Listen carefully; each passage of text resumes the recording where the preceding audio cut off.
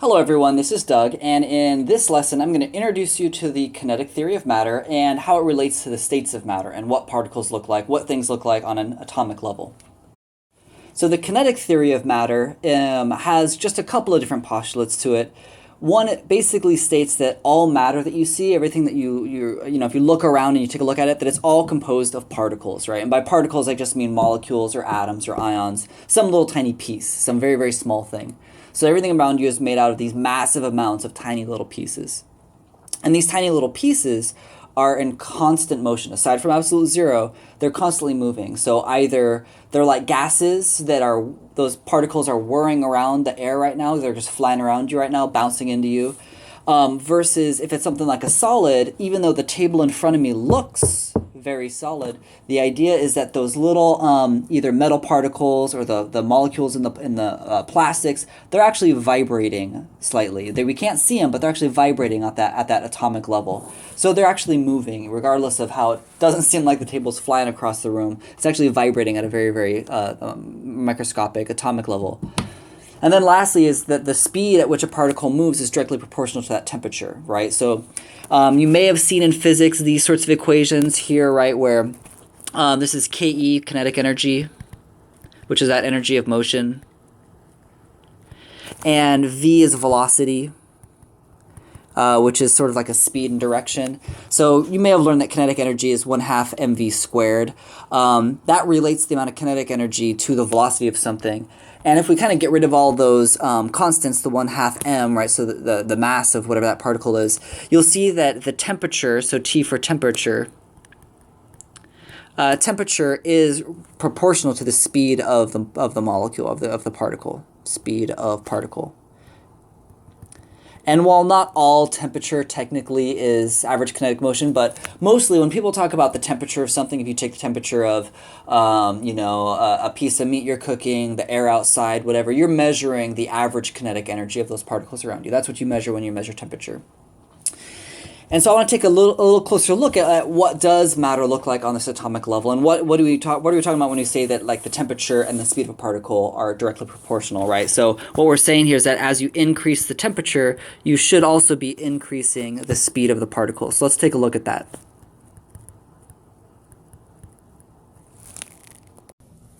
So this is a great website from PhET. It's a bunch of simulations from the University of Colorado.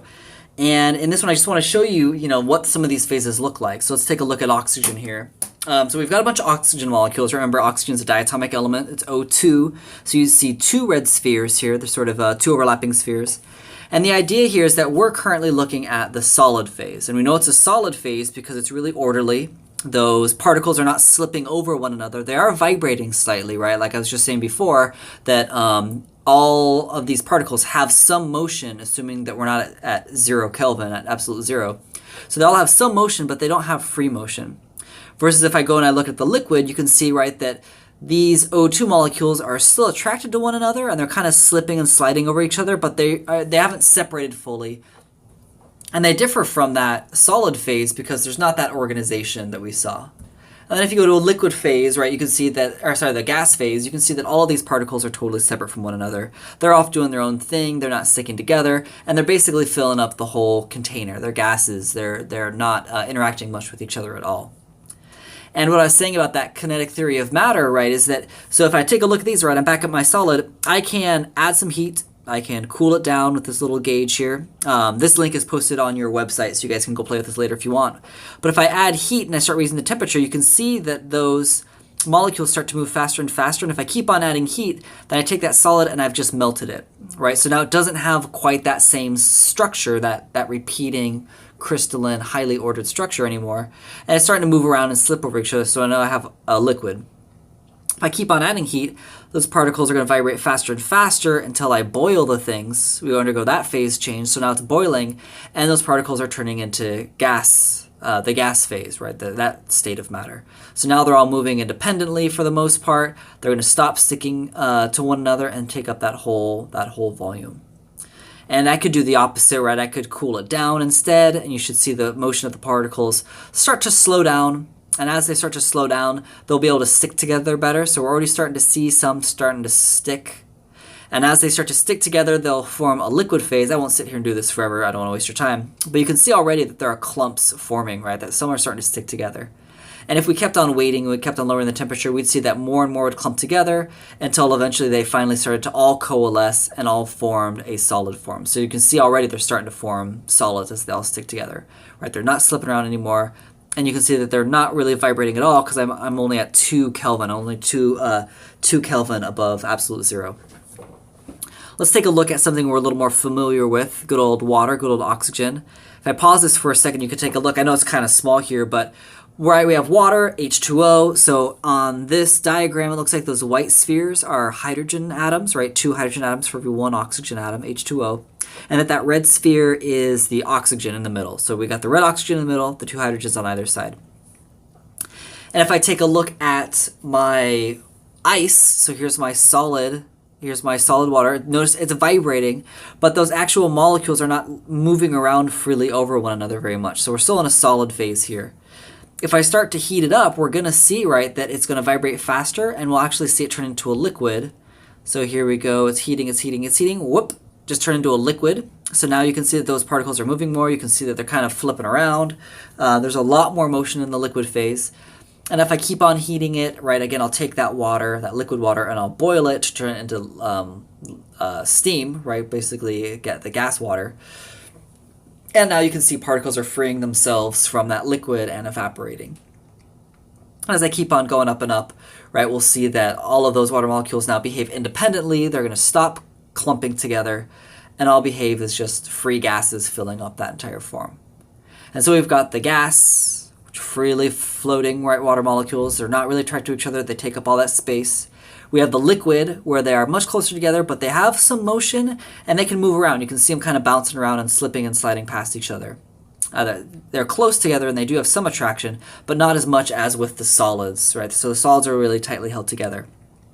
In this example, it's kind of cool because you can see how the solid water is actually less dense than liquid water. See how there's all these holes, there's all these pores here. So solid water is one of those substances. It's not typical. For the most part, most solids are more dense than their liquid phase, but water is one where it's opposite. And you can see that when I heat this up again, you can see it sort of become more dense, just like that. It became more dense. There's fewer spaces in between those molecules as it heated up.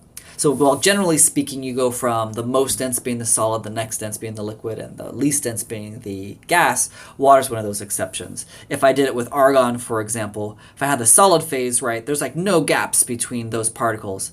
And if you go to the liquid phase, boom, there's a whole bunch more gaps between them, right? You pause at any moment, and there's more space between them, making it take up more volume, and therefore they're less dense. So you can play with this, but I just want you to kind of visually see the differences between a solid, a liquid, and a gas, and how they behave at that atomic level. So I've got a chart I want to take a look at in the next slide here. So we're going to fill that out, and again, I've posted this on your webpage, so take a look. So let's take a look at this, right? Let's try to translate what we just saw there. So I've solid liquid gases. I have some different properties, like their density and their vibrational speeds. If I take a look at this here, right, so for my solids, the vibrational speed, if you remember, the solid was very, very slow. It had a very, very slow speed. It vibrated very little. The liquid was sort of the intermediate, so sort of a, so I'll put intermediate, just intermediate. And then the gas was the fastest. Right, it was the fastest. Those were the ones that were flying around the most. They had the most energy. As far as the density, right, remember that density is just how many grams per milliliter or kilograms per liter. That's just how much stuff is in a little volume. And since the solids had the smallest volume, right, all those particles were in one spot, that had the highest density. So we have the highest density going to the lowest density.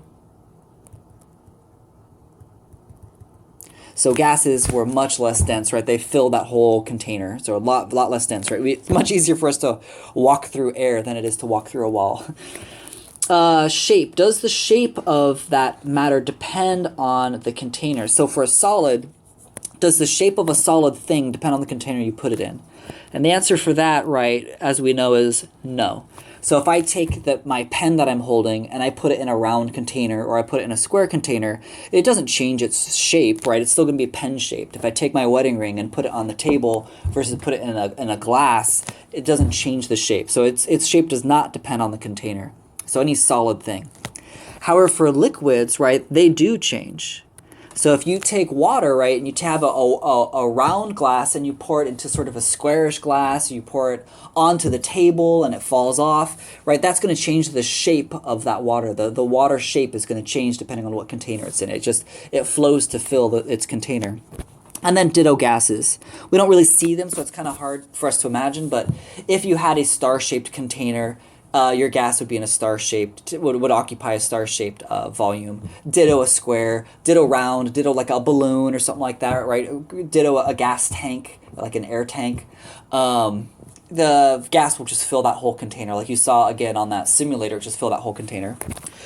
And then does the volume depend on the container? Again, no for solids, right? Because again, it's not like my pen or my ring is going to become larger or smaller, occupy more or less space, depending on the container I put it in. That doesn't happen. But liquids, does the volume of a liquid depend on the container? And I often get students to be like, well, yeah, because it mainly changes the shape too. But if you think about it, right, if you take 1 gallon of milk, you can't take that 1 gallon of milk and put it in any size container you want, right? Because a gallon is a gallon. My kids have tried to put 1 gallon of milk in their one little glass. It doesn't work. It overflows, right? We know that just because you have a different size container doesn't mean that the volume changes, right? So if you have a cup of milk, a gallon of milk, it's always that volume no matter the size of the container you put it in, right? If you take that gallon of milk and you pour it in an empty swimming pool, it doesn't suddenly become thousands of gallons of milk. It's still just 1 gallon of milk in the bottom of a big old pool. So no, the volume does not change for a liquid. However, for gases, it does. Because again, a gas will just fill the whole volume and the shape of whatever container it's in. So the volume of a gas does depend on the container it's in. The example I always use with my students is that, right, I don't know if anyone's ever played with those little stink bombs. They come in like little like containers. They're in like a little container, like just a few milliliters. You can hold it in the palm of your hand. So all of that stinky, smelly gas is in that little container in your hand. And if you smash it right in the middle of a room, that volume of that gas is going to expand greatly to fill the room and make the whole room stinky, make the whole room smell terrible, right? So that would be an example of a gas going from a little volume because of its container to a huge volume because of its container. There's also experiments you can do at home. You've probably done this before. You know, you can take a balloon and you can squish it slightly. You can slightly change the volume of that balloon because you can compress it. So if you change the volume of that balloon, you can change the volume of the gas inside of it, etc. And then last, I'm going to do this in a different color because it's going to be really important for us, is what about the amount of attraction between particles? Like, did these particles seem sticky? Were they attracted to one another, right? This is going to be really, really important for us. Did they stick to one another? And if you remember that the gases, I'll start with the gases here, the gases just were flying around all by themselves. They had no attraction to each other whatsoever. They weren't sticking at all. They bounced off of each other, but they didn't really clump up, right? They just filled that volume. They were not sticky. So for gases, with gases, we basically say that there's no attraction. No attraction between particles whatsoever.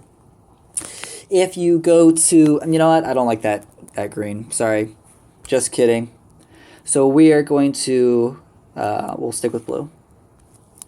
So we said for the gas, no attraction. For liquids, though, they were not totally free. They did stick to one another, right? They flowed over each other. Particles moved past each other, but they still stuck together. And if you have trouble remembering that, by all means, go backwards in the video a little bit and take a look at what that liquid water or liquid O2 looked like. They'll flow over each other, but they were still clumped together. So there was still some attraction. There was some attraction. There was some attraction between those particles. And then again, if you remember back with the solids, right, there was a lot of attraction. They were pretty rigid. The pieces were held in place. So there was a lot of attractive forces between those particles. So there was lots of attraction between particles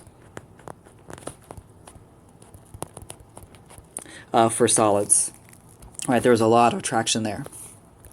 And so solids had the most attraction, liquids had some attraction, but gases had no attraction whatsoever.